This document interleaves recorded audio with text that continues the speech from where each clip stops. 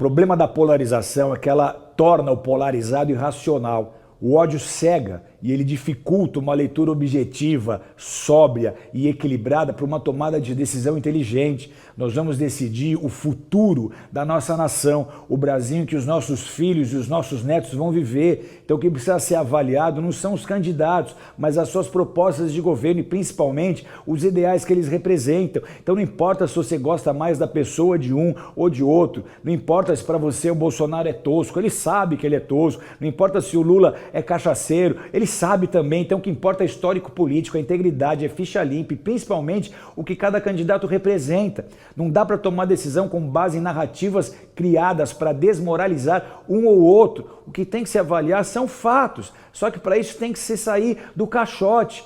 Não dá para ficar apenas com a informação que a mídia oficial, que a mídia globalizada expõe, porque infelizmente grande parte da mídia se corrompeu e abandonou compromisso com verdade, com imparcialidade já há muito tempo. Então a maioria dos veículos de comunicação vão defender os seus próprios interesses, os interesses dos seus proprietários. Nós temos assistido a um jornalismo com cada vez menos credibilidade, porque o nível das matérias tendenciosas é grotesco. Muitos dos principais jornalistas do Brasil se sujeitaram ao papel de cabo eleitoral do seu candidato ou do candidato das empresas que eles representam. Então, para escolher um candidato, para escolher quem vai governar o país, tem que se dar um mergulho mais profundo, tem que se entender de verdade as raízes, a formação política e as bandeiras de um e outro candidato. Você quer viver num país livre? Você tem que se fazer perguntas e tem que ter respostas para elas. Você quer viver num país livre? Você quer ter liberdade de expressão? Você quer ter liberdade de culto? Você quer uma internet livre do controle do governo? Você quer acesso à informação total? Ou você quer acessar só a informação que o governo quer que você tenha? Você quer ter mais de um televisor em casa e a chance de prosperar, de crescer? Ou você quer que o governo determine até o que você pode consumir ou não? Você é da classe média, então você precisa saber que a esquerda odeia a classe média. A maior ironia é você ser cristão e ser de esquerda. Ou você não entendeu o comunismo ou você não entendeu o cristianismo. Um dos fundamentos do marxismo é ateísmo. Onde o comunismo se estabeleceu, igrejas, sacerdotes foram perseguidos, foram presos, torturados, assassinados. O verdadeiro inimigo do comunismo nunca foi o capitalismo, sempre foi o cristianismo. Então você quer ver padres e freiras sendo expulsos do Brasil? Ah, mas alguém vai dizer que absurdo, estamos no século XXI, isso não vai acontecer. Deus é bom com o Brasil, Deus é bom com a gente, porque Ele está nos permitindo ter uma prévia do que vai acontecer se a esquerda voltar ao poder. Esse absurdo está acontecendo agora, na Nicarágua. Então, se você é cristão, seja católico, seja protestante, como é que você vai votar em um sistema que historicamente perseguiu e massacrou o cristianismo? Ah, mas lá é a Nicarágua, aqui é Brasil. Então você precisa entender o que é o Foro de São Paulo. Foro de São Paulo é uma instituição internacional fundada por nada menos que Lula e Fidel Castro em 1990. Uma reunião aconteceu em São Paulo e eles convocaram os principais líderes, todos os países da América do Sul e da América Central, os líderes que eram de esquerda. E assim como as organizações ligadas ao movimento. Então, a esse grupo se somou terroristas ligados ao narcotráfico, à indústria do sequestro, como as Farc, como o Exército de Libertação Nacional na Colômbia, como o Sendero Luminoso no Peru, que matou missionário americano, que fez o Diabo 4 no país. Com o passar dos anos, as reuniões desses líderes foram se tornando mais intensas e os objetivos dos membros do Foro de São Paulo era eleger governantes em toda a América Latina alinhados com o mesmo propósito. Que propósito? Formar um bloco comunista, uma espécie de União Soviética na América Latina. Os membros do Foro de São Paulo eles se apoiaram mutuamente, eles conseguiram eleger 15 presidentes que são membros da organização. O próprio Lula apoiou e pediu votos para Hugo Chávez, para Nicolás Maduro, e o Chávez fez o mesmo, pediu votos para Dilma. Então, entenda, Dilma e Lula não governaram para o Brasil, eles governaram com o objetivo de, a longo prazo, transformar o Brasil em parte de um Estado maior, essa América Latina comunista. A maior prova disso foi o uso de bilhões de dólares dos nossos cofres para fortalecer as ditaduras comunistas no mundo, via BNDES. Outra estratégia foi o Foro de São Paulo enviar grupos de estudos, verdadeiros missionários, para as universidades, para as organizações, dando palestras e propagando os seus objetivos, influenciando toda uma geração.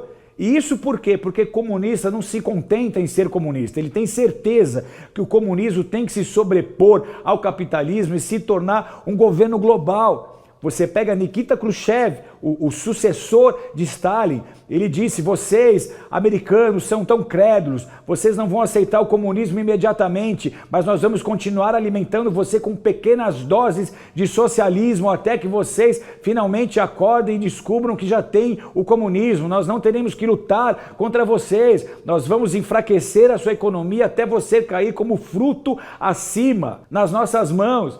Então, essa ideia de comunismo como um governo global, ela não é nova. Essa ideia de uma revolução global, ela nasceu com Karl Marx, quando, junto ao seu maior influenciador, Friedrich Engels, ele fundou a Internacional Comunista em Londres, em 1864. Então, com a Revolução Bolchevique na Rússia, em 1917, Lenin toma o poder e ele aplica de forma implacável o sistema de governo que se tornaria responsável pela morte de mais de 100 milhões de pessoas no mundo, seja por inanição ou assassinatos em massa. Esse sim, um verdadeiro genocídio. Então pesquise, entra aí na internet, pesquise Holodomor, a grande fome na Ucrânia provocada por Stalin, que matou mais de 10 milhões de pessoas, 4 milhões por fome e 6 milhões de doenças decorrentes da fome e também assassinados em massa. O nazismo foi condenado, foi banido, foi proibido em função do Holocausto.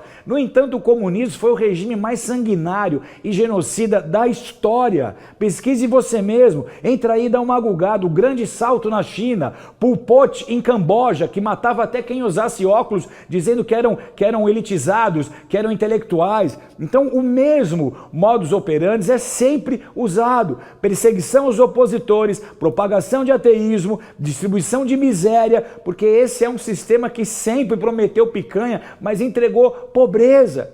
Os gênios, eles ignoram completamente as leis da economia, o livre mercado, a oferta e a demanda, e eles passam a determinar o que vai ser plantado, em que quantidade, quanto vai custar, o que vai ser produzido, e o resultado é sempre o mesmo. Prateleiras vazias, por quê? Porque o comerciante precisa ter lucro para poder trabalhar, então eles deixam de ter lucro e eles não vão mais comprar para vender, então vai faltar todo tipo de mercadoria nas prateleiras, de remédio a papel higiênico, como acontece agora na Venezuela, inflação na lua, como está acontecendo agora exatamente na Argentina, nossa vizinha. Então eu repito, Deus é bom, Ele está nos permitindo ter dois exemplos nas nossas fronteiras.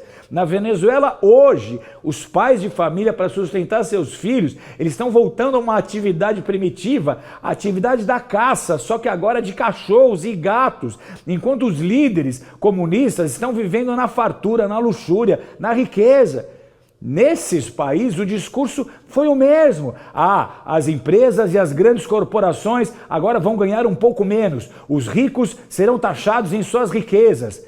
Grandes empresas multinacionais, elas nunca vão se deixar subjugar por esse tipo de governo. Se não houver lucro, essas empresas baixam as portas e vão embora. Os ricos de verdade sabem se defender, não tem rico trouxa. Eles vão proteger o seu patrimônio, eles vão tirar o dinheiro do país. E quem se arrebenta? Quem se arrebenta é o povo, é o pequeno e médio empresário que não suporta e acaba quebrando. Então o povo vai ficar sem emprego, o investimento externo evapora, a economia não gira e o resultado é caos.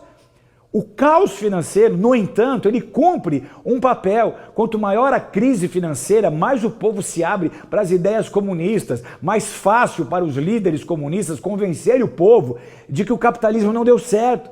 Então, quanto mais quebrado o país estiver, melhor para eles. O ceticismo de alguns empresários é assustador.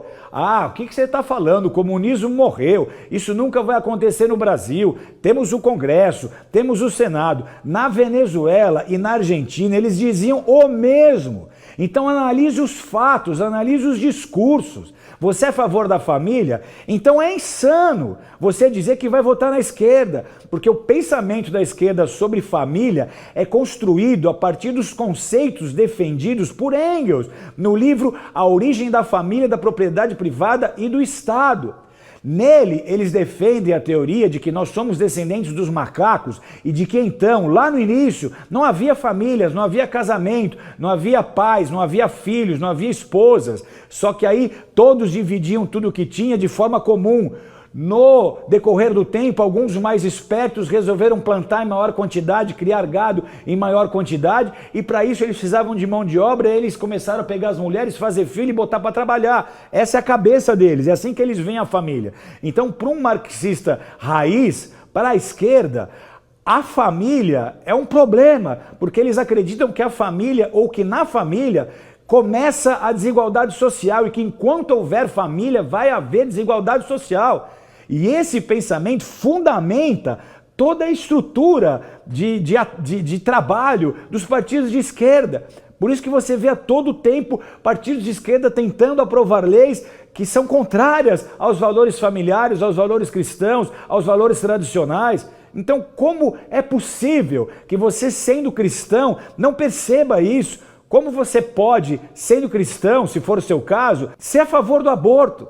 Como é possível que o seu voto coloque no poder um governante pró-aborto? O desprezo que a esquerda tem pelos valores cristãos é escancarado. Ele só é disfarçado em época de eleição, para enganar os iludidos, que Lenin chamava de idiotas úteis, aqueles que defendem o socialismo sem ter a menor ideia das verdadeiras intenções de seus líderes. Então eles não veem valor em nada do que nós fazemos. Para eles a religião é ópio do povo. A visão que eles possuem em relação aos pastores, aos padres, está imprimida nos seus discursos. Ah, mas e os evangélicos que apoiam a esquerda? Então entenda, década de 20, um arquiteto italiano, um arquiteto social italiano, Antonio Gramsci, ele defendeu que o comunismo deveria ser implantado nas nações, não por meio das revoluções armadas, mas das revoluções culturais, porque as revoluções armadas podiam ser identificadas e suprimidas pelo exército. Então a ideia agora era, não destruam as instituições, se infiltrem e controlem as instituições. E aí, a partir daí, eles voltaram os seus interesses para as universidades, para as escolas, para os veículos de mídia, de comunicação, para as instituições governamentais e para a religião. Nasce, então, a teologia da libertação, o comunismo católico e a teologia da missão integral, que é essa vertente protestante, que prega contra todos os fatos históricos, a lógica, a razão, que o comunismo, que os pressupostos marxistas são o único caminho para o verdadeiro cristianismo. E aí você pega o pastor ucraniano que me batizou, que sofreu as barbáries nas mãos dos comunistas e que viu pastores sendo presos e enviados para a Sibéria para morrer congelados, para serem torturados, e tenta explicar para ele que hoje há líderes no Brasil ensinando que é possível que o cristianismo e o comunismo andem de mãos dadas. É simplesmente irracional. Então forme a sua opinião com profundidade. Sai do TikTok, sai do Instagram, dos videozinhos de 2, 3 minutinhos e abre um livrinho, gasta tempo, pesquisa de verdade, porque o Brasil vai definir o que vai viver nos próximos anos. Com as decisões que nós tomamos agora, nós vamos construir o nosso futuro. Então pensa e se responsabilize pelo seu destino. O Brasil hoje está tendo a chance de realmente crescer e prosperar. Nós temos a oportunidade de crescer mais do que a China em 42 anos. O Brasil voltou a ser uma das 10 economias mais fortes do mundo. O Brasil hoje tem uma inflação inferior aos Estados Unidos da América, o que nunca foi pensado, o que nunca foi imaginado. Então vamos sair das narrativas, vamos parar de formar opinião porque o mantra do inconsciente coletivo tem dito isso ou aquilo, e vamos decidir por nós mesmos com base em fatos, ok? Deus abençoe, beijo no coração.